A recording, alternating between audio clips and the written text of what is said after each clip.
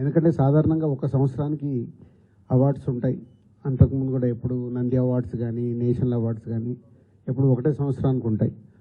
ముందు ఈ అవార్డ్స్ అనుకున్నప్పుడు కూడా 2024 ఒకటే ఇయర్కు అవార్డ్స్ అనుకోవడం జరిగింది. తర్వాత డిస్కషన్ అవుతున్న కొద్దీ అది కాస్త 2024 ముందు కూడా 2014 తెలంగాణ ఆవిర్భవించిన నుంచి 2023 వరకు కూడా అవార్డ్స్ ఉంటే బాగుంటుంది అని కొందరు సజెషన్స్ ఇవ్వడం వల్ల మళ్ళీ దాన్ని కూడా ఫైనల్ చేసి దానికి ఒక కమిటీని అపాయింట్ చేసి చేయడం జరిగింది. వాళ్ళందరూ ఎంతో కష్టపడి వాళ్ళు కష్టమంటే ఒక్కొక్క సినిమాని సెలెక్ట్ చేయాలి, ఎందుకు సెలెక్ట్ చేస్తున్నారనేది కమిటీ అంత జాగ్రత్తగా వాళ్ళకు చాలా విభేదాలు ఉంటాయి కమిటీలో కూడా. ఒకరికొకటి నచ్చుతుంది, ఇంకోటి నచ్చింది. ఎందుకు నచ్చింది అనేది మళ్ళీ అందరు ఫైనల్ చేసుకోవాలి. ఇలా ఎంతో వాళ్ళు ప్రిపేర్ అయ్యి అన్ని ఫైనల్ చేసి సినిమాల్ని ఫైనల్ చేసి టెక్నీషియన్స్ ఫైనల్ చేసి అలా ఇస్తే మళ్ళీ వాళ్ళందరినీ కోఆర్డినేట్ చేసి నేను ఆ ఈవెంట్కి తీసుకొచ్చి ఆ ఈవెంట్ని సక్సెస్ చేయడం అనేది ఒక పెద్ద బాధ్యత కిందే తీసుకున్నాము లాస్ట్ 6 months నుంచి. అది నిన్న ఇంత పెద్ద సక్సెస్ అయినందుకు ఈవెంట్ చాలా చాలా చాలా హ్యాపీగా ఉంది. దాని గురించే మీ అందరికీ థ్యాంక్స్ చెప్పడానికే ఈ మీట్. దీంట్లో మీడియా మిత్రులు మీరందరూ పార్టిసిపేషన్ చేస్తూనే వస్తున్నారు. సో మీ అందరికీ పేరు పేరున ధన్యవాదాలు. అలాగే సినిమా ఇండస్ట్రీ నిన్న పార్టిసిపేషన్ 2024కి వచ్చిన అవార్డ్స్ అందరికీ వాళ్ళు కూడా అందరూ వచ్చి పార్టిసిపేషన్ చేసి అవార్డ్స్ తీసుకోవడం వారందరూ కూడా ఎఫ్డిసి తరఫున ధన్యవాదాలు చెప్తున్నాం. సో స్పెషల్గా సినిమాటోగ్రఫీ మినిస్టర్ కోమటిరెడ్డి వెంకటరెడ్డి గారికి అలాగే డిప్యూటీ సీఎం బట్టి విక్రమార్ గారికి స్పెషల్ థ్యాంక్స్. వాళ్ళు ముందు నుంచి ఈ కార్యక్రమం అనుకున్నప్పటి నుంచి వెనకాలండి ఎప్పటికప్పుడు గైడెన్స్ ఇస్తూ నడిపిస్తున్నారు. వాళ్ళకి ధన్యవాదాలు. అండ్ సీఎం రేవంత్ రెడ్డి గారికి స్పెషల్ థ్యాంక్స్.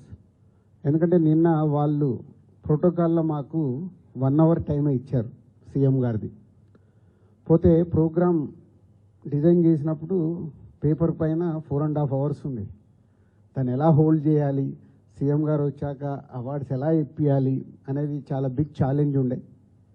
అలాంటిది రేవంత్ రెడ్డి గారు వచ్చిన తర్వాత నేను పర్సనల్గా వెళ్ళి రిక్వెస్ట్ చేశాను, మీరు 1 hour ఇస్తే టైం సరిపోదు, కొందరికి ఇచ్చి మేము కొందరికి ఇవ్వకుంటే మేము ఎన్ని రోజులు చేసిన వరకు కూడా సాటిస్ఫాక్షన్ ఉండదు అండ్ ఎంతసేపు ఉండాలి అన్నారు.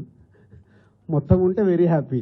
కంప్లీట్ అయ్యే వరకు వారు ఆల్మోస్ట్ 8 o'clock ఏదో ఎంట్రీ ఇచ్చారు.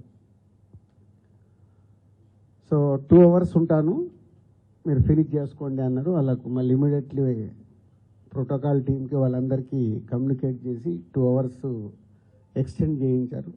వారికి స్పెషల్ థ్యాంక్స్.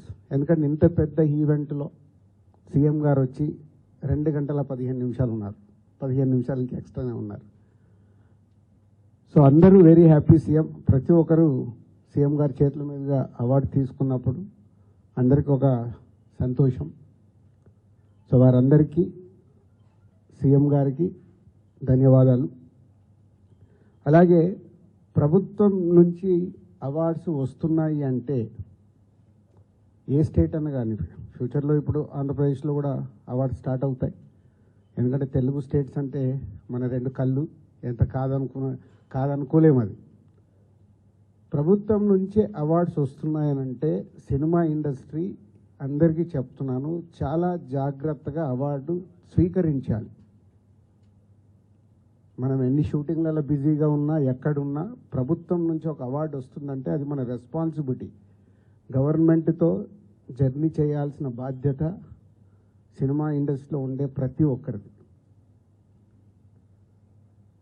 సో ఫ్యూచర్లో కూడా ప్రభుత్వం నుంచి అవార్డ్స్ అనౌన్స్ అయినప్పుడు ఆ డేటును మీరందరూ మీ డైరీలో నోట్ చేసుకొని మీకు అవార్డుకి అనౌన్స్ అయి ఉంటే మీరు వెళ్ళి ఆ అవార్డు తప్పకుండా ప్రభుత్వం నుంచి వచ్చే అవార్డును స్వీకరించాలి. సినిమా ఇండస్ట్రీలో ఉన్న అందరికీ this is my request and అర్థం చేసుకుంటారని కూడా అనుకుంటున్నాను.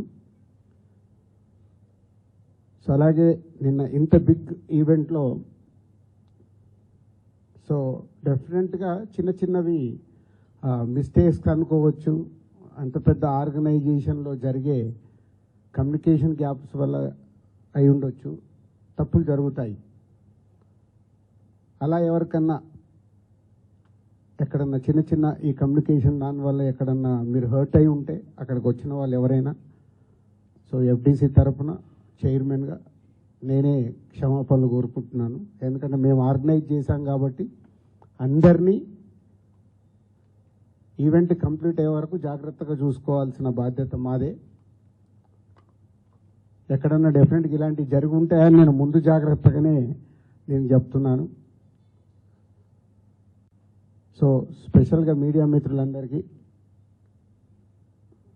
ఈవెంట్ అయిపోయిన తర్వాత చాలామంది కూడా అప్రిషియేట్ చేయడం, ఇంత పెద్దగా సక్సెస్ అయింది అని అప్రిషియేట్ చేసినందుకు, గవర్నమెంట్ తరఫున వచ్చిన రివ్యూస్ కానీ రిపోర్ట్స్ కానీ బయట నుంచి వచ్చినాయి కానీ అన్నీ తెలంగాణ గద్దర్ ఫిలిం అవార్డ్స్ని ఇంత అద్భుతంగా నిర్వహించినందుకు ధన్యవాదాలు చెప్తున్నారు. వారందరికీ కూడా ప్రత్యేకంగా ధన్యవాదాలు. Thank you very much.